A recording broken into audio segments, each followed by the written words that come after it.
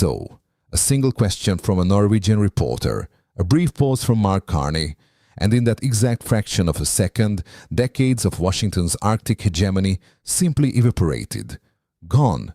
Not a negotiation, not a request, a systemic shift.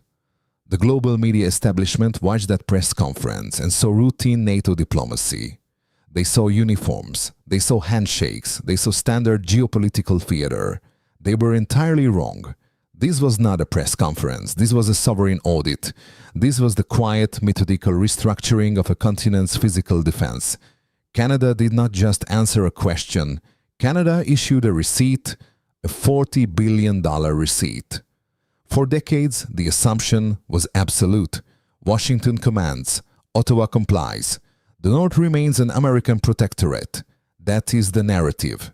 Here is the math. The math just changed, permanently. Not a minor adjustment, not a policy tweak, a fundamental realignment of global power. Hit subscribe. Because what happened next is the exact moment the world's largest economy discovered a terrifying reality. Its power means absolutely nothing when someone else controls the northern door. It is the moment the facade of American Arctic dominance finally cracked under the weight of its own neglect. Let us project the baseline reality. Let us examine the catastrophic knowledge failure currently paralyzing the District of Columbia. Historically, Washington viewed the Arctic as an automatic buffer, a frozen wasteland that required zero capital expenditure, a geographic mode provided by nature and managed by Canada. The United States treated the North American Aerospace Defense Command, or NORAD, like a free insurance policy. No premium, no maintenance, infinite coverage. The Pentagon essentially outsourced its northern perimeter to a partner they assumed would never deviate. They traded operational control for short-term financial efficiency. They prioritized the Pacific. They prioritized the Middle East. They prioritized the Atlantic. They left the roof of their own house completely unlocked. This was the first failure, the failure of assumption. Then came the pivot, the era of Donald Trump. The administration looked at Greenland. They looked at the massive, unexploited critical mineral deposits. They looked at the rapidly shifting ice and the opening of the Northwest Passage.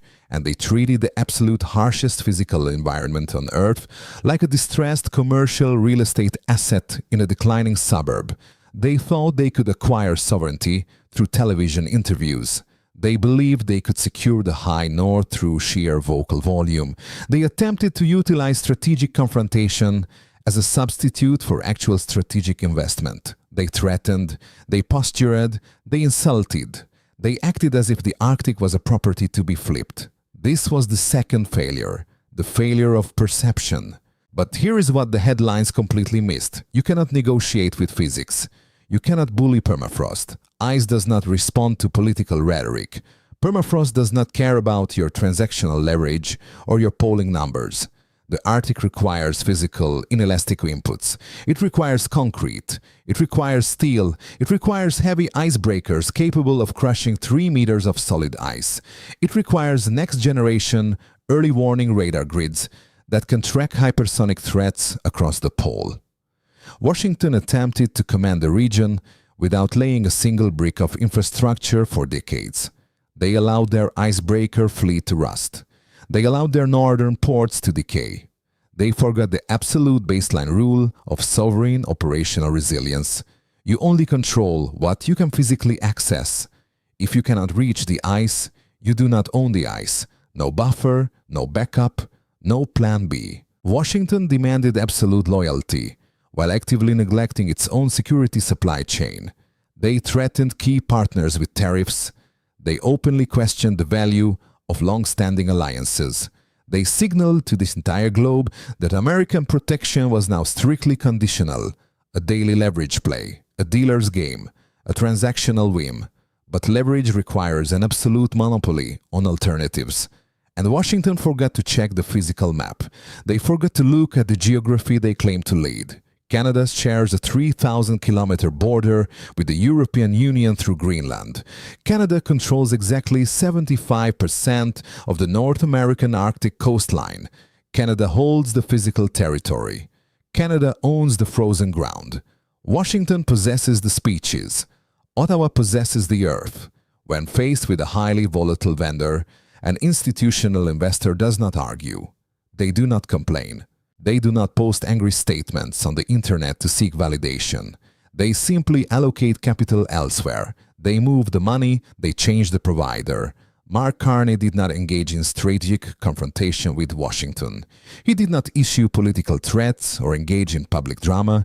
He issued a fiscal directive, $40 billion, deployed directly into concrete, deployed into steel, deployed into next-generation early warning architecture, not a protest, not a plea, a systemic bypass, a $40 billion declaration of independence. Washington thrives on noise. Washington thrives on the performance of power. Ottawa operates in spreadsheets and procurement orders. The media expected a diplomatic clash over NATO obligations or a heated exchange about defense spending percentages.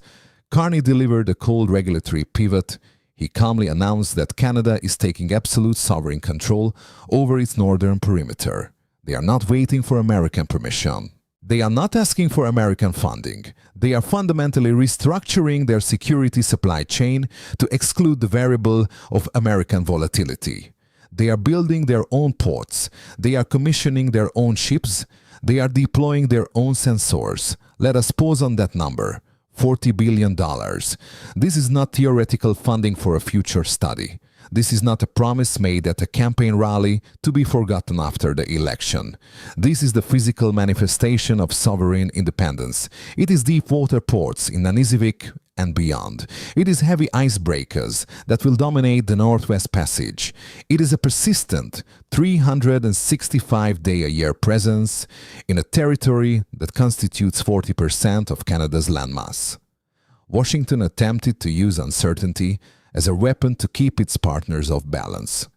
Canada responded by purchasing absolute certainty in cash. They paid for the right to say no to Washington. And then came the master stroke that the Pentagon never saw coming. Carney did not just announce independence from the United States, he announced integration with someone else. He did not turn to the south, he turned to the east, not with the Pentagon, with Oslo, with Berlin. With the Nordic-Baltic Gateway, Canada completely bypassed the unpredictable middleman in Washington. They wired their new infrastructure directly into the European security architecture. They created a parallel network of democratic middle powers. They forged a closed-loop system that secures the Arctic without requiring a single phone call to the District of Columbia. This is the definition of a sovereign chokehold. For decades, American strategists looked north and saw a natural extension of their own domestic defense. They saw a buffer state. They assumed absolute jurisdictional supremacy over the North American continent. They believed they owned the roof of the world simply by existing below it. They assumed that the geographic math would always favor the superpower. Then the reality was read aloud on a global stage. Canada controls 75% of the coastline. Canada holds the vast majority of the critical mineral deposits needed for the next century of technology. Canada shares a 3,000-kilometer physical border with the European Union. Read that sentence again. A 3,000-kilometer border with Europe, not with the United States. The United States is an island to the south. Canada is the bridge to the future. The panic in the Beltway is not televised. You will not see it on the evening news. It is hidden in procurement reports and classified briefings. It is buried in closed-door Defense Committee hearings where the numbers are finally being audited. Washington suddenly realized the catastrophic nature of their knowledge failure. The Northern Shield is no longer an exclusive American subsidiary. It is now managed by a highly capitalized, technologically integrated coalition of nations who have learned to fear American unreliability more than they fear any foreign adversary. A coalition that explicitly views Washington as a variable, not a constant, not a leader, a risk factor to be mitigated. The zero-sum game has collapsed entirely. Washington currently possesses exactly zero physical alternatives to access the high north without crossing Canadian sovereign infrastructure or navigating through Canadian-controlled waters. Zero backup routes, zero bypasses, zero leverage. Physics does not negotiate. Geography does not care about your election cycles or your domestic approval ratings. If you do not own the port, you do not control the ocean. If you do not own the ground, you do not control the territory. Washington is finding out that you cannot bully your way past a geographic reality.